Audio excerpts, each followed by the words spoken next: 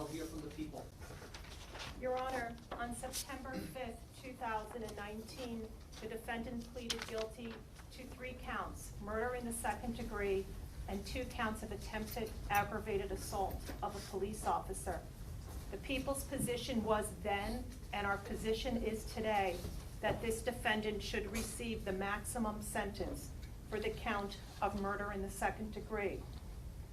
The people took that position in this case because of the facts and circumstances of this case, which we'd like to review a little bit today before sentencing. Take your time. Your Honor, on Saturday, April 28th, 2018, at about 1:20 in the afternoon, Cynthia Arce's mother came home and found Gabriella Boyd.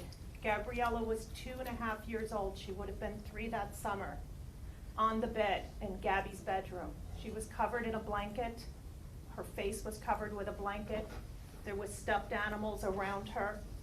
And there was a note written by this defendant on top of Gabriella asking God to accept the child. The grandmother found the defendant in the basement in a bathtub with water, bleeding. The grandmother called the police and they responded, the Village of Mamaroneck police. They entered the home and they found Gabby on the bed. Officer Ramos removed Gabby onto the floor and did CPR. He tried to save a child, Judge, who by all the evidence supports she was already gone. As Officer Ramos is giving Gabby CPR, he hears other officers asking someone to show their hands. He goes to help. He was a more senior officer, and he sees the defendant in an adjoining bedroom with her arms hidden behind her back. He asks her to show her hands. He orders her. She does not. He then holsters his service weapon to get his taser, and at that point the defendant pulled out 2 knives, 1 in each hand, and charged at Officer Ramos, injuring him.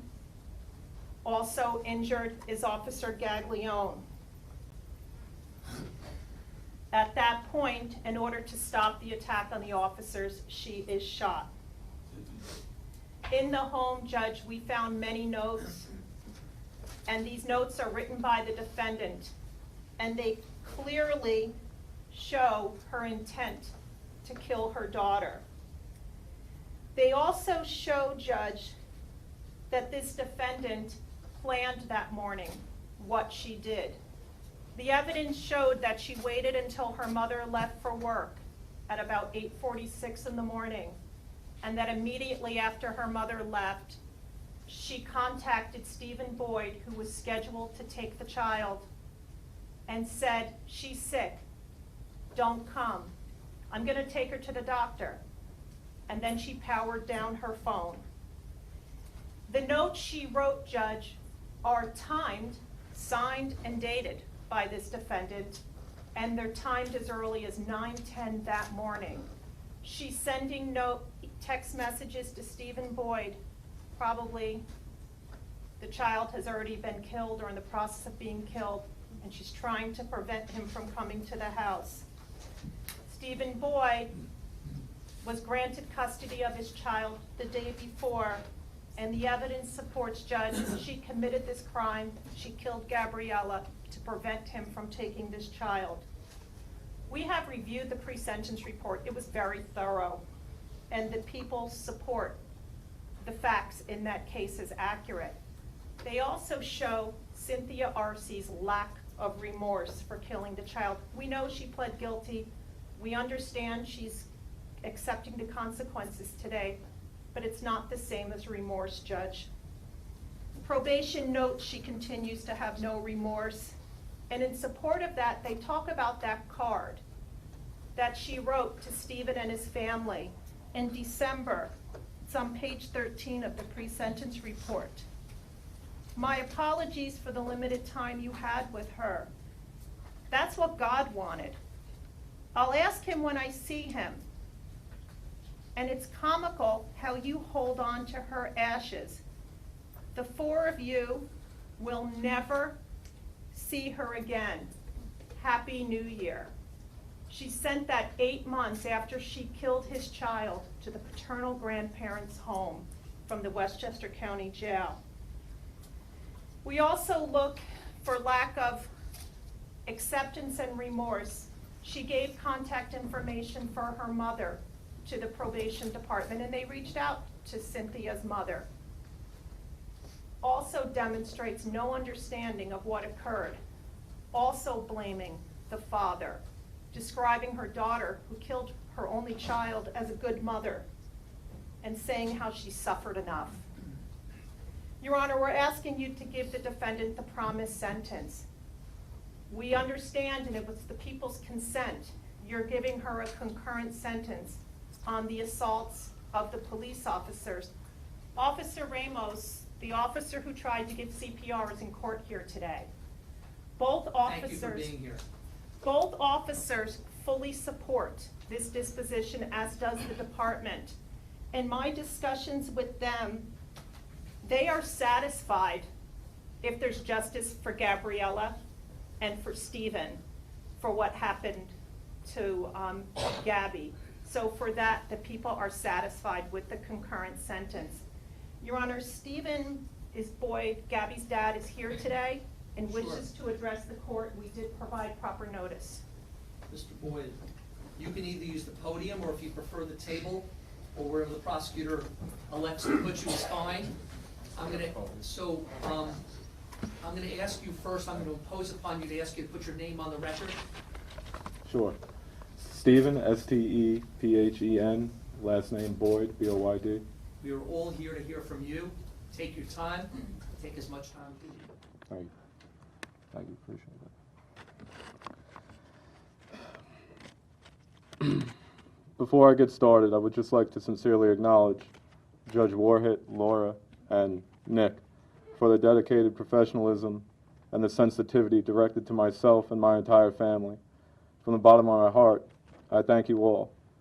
And to everyone who was able to make it here today on my behalf to show support, strength, and solidarity, thank you. It's nice to see you out here.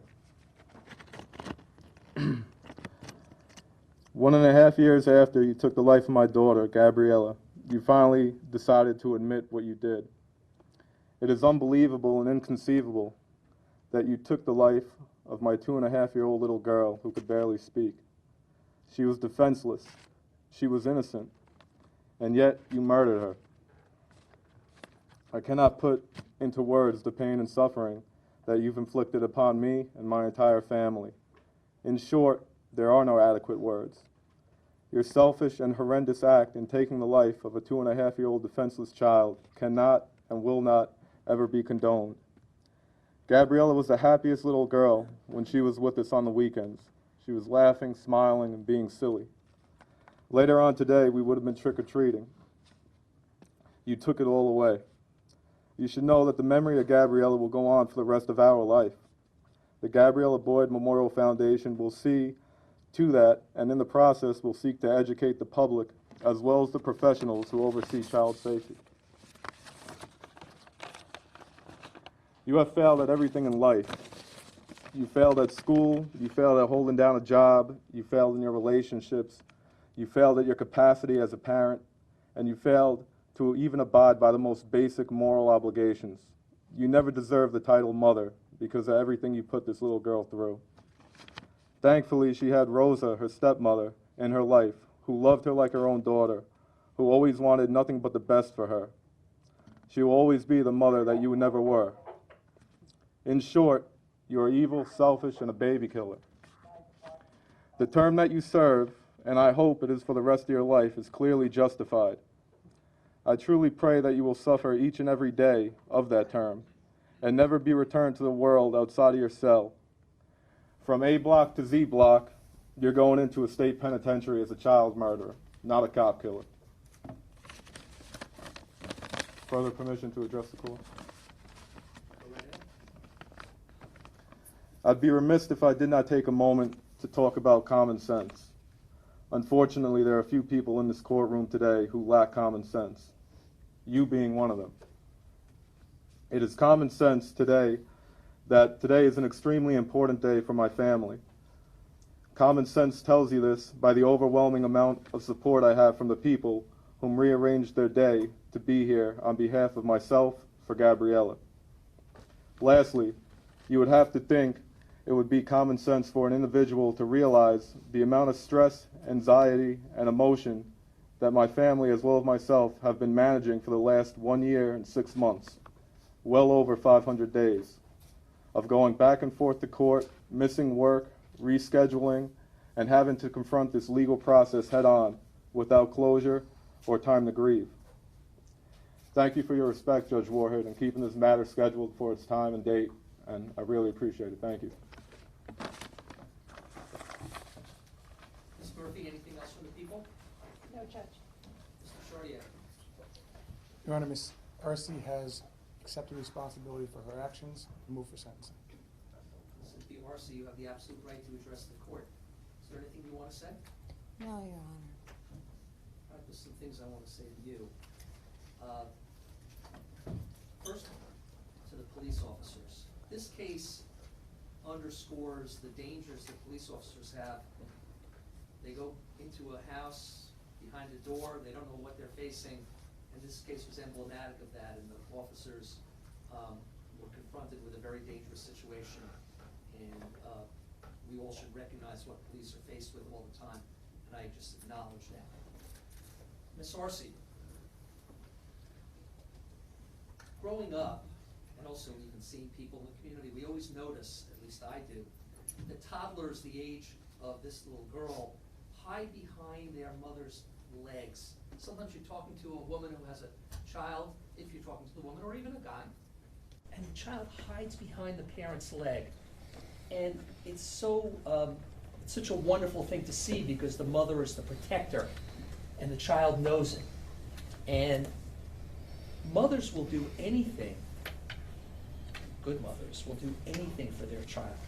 Good mothers will give their life for their child. But unspeakably, you took your child's life. You are in a special category of evil. A mother who takes a toddler's life, innocent child, trusted you. That child trusted you, would go anywhere you told her to go. You betrayed her. And then you had the temerity to write notes, and I have them, where you proclaimed, now we will be at peace together forever. Now we're free. You're not free. You are far from free, and you're not together.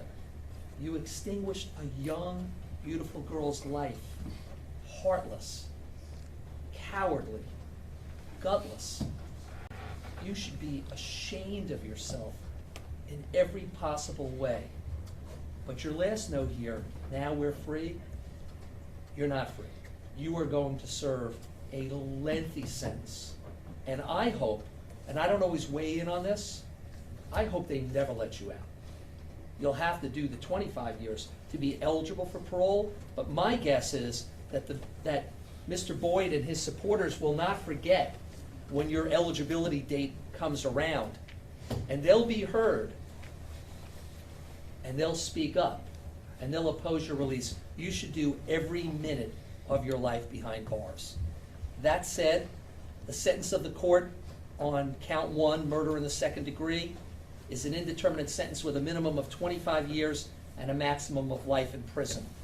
Count 4, attempted aggravated assault on a police officer, 10 years in state prison, 5 post-release supervision. Count 5, attempted aggravated assault on a police officer, 10 years in state prison, 5 post-release supervision. Those sentences are all to run concurrently.